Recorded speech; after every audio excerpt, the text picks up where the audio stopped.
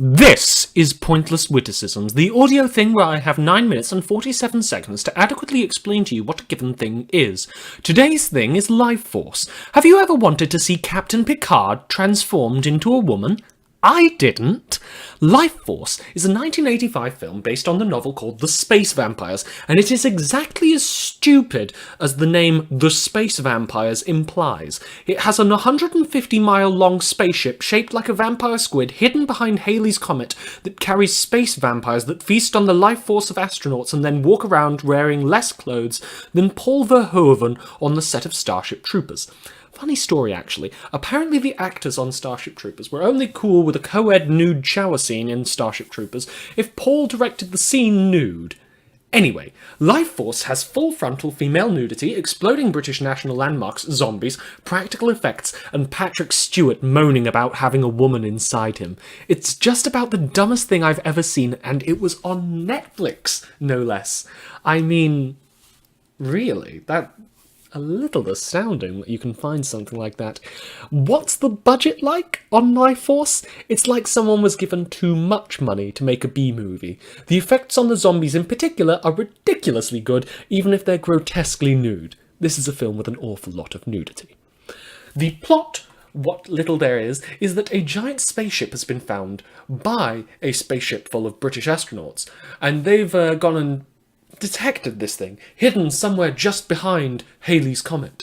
A few of the astronauts even decide to go in to this spectacularly evil-looking ship, and there they find 1 million dead bat monsters hanging from wires in front of those quaint-looking painted-on backgrounds that films used to have.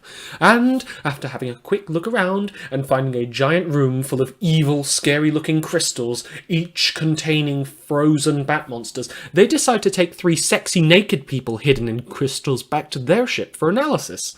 And, of course, naturally, the astronauts get screwed over. The spaceship makes it back to England, and then it's just sort of Dracula-ish sort of things as the heroes try to chase after the shape-changing vampire seductress all across Britain before all of the British countryside and London is taken over by vampire zombies under her thrall. The British Army even shows up in London itself to stop her, of course. But how can they hope to stop this sexy space vampire and her sexy space vampire boyfriends for good? And yeah, at one point Patrick Stewart is possessed by the sexy, evil space vampire woman at one point, and starts moaning and talking with the sexy, evil space vampire woman's voice, and then he gets turned into a sexy, evil space vampire true form. It is really spectacularly funny seeing Patrick Stewart talking with a sultry space vampire's voice. It is well worth the price of admission. Now, Lifeforce is a 1985 film that you'd have believed would have existed in the 1970s and the 1960s, and it looks dated as heck even by the standards of the time. The effects, beyond the spooky-looking zombies and the evil vampire bat alien monsters, have this charm and camp to them that is well worth the price of the admission, on their own, beyond, of course, Patrick Stewart, falling into the bizarre canny valley between the effects of B-movies and the effects of something that isn't a B-movie. I was consistently impressed with how grand and how silly most of the things in this film looked, which fits, because this is a Hammer horror movie of sorts. Hammer horror being the British tradition of scary monsters played by British actors with lots of blood and scary bits scattered all about that scared the film board.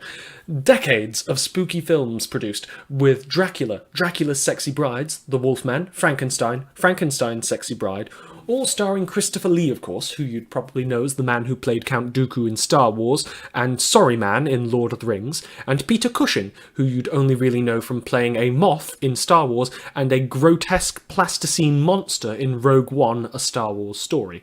Lifeforce is a bit of a mashup of sci-fi drama and War Comes to London fears that some of the Hammer horror movie studios had already done with the Quatermass Experiment series, and the more traditional Hammer horror movie stories and stuff that the vampires would tend to be in.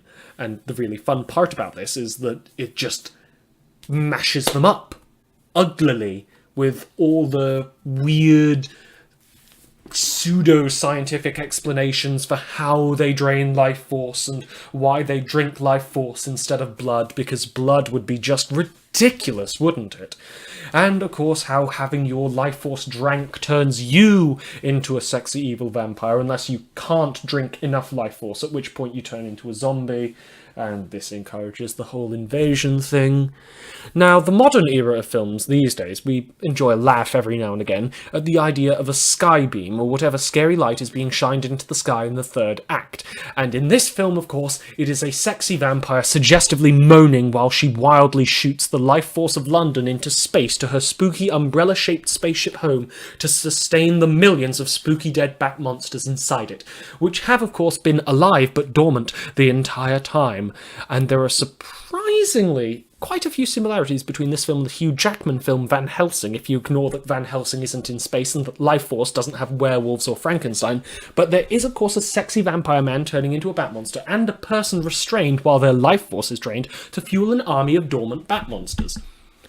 Bit of an odd coincidence there.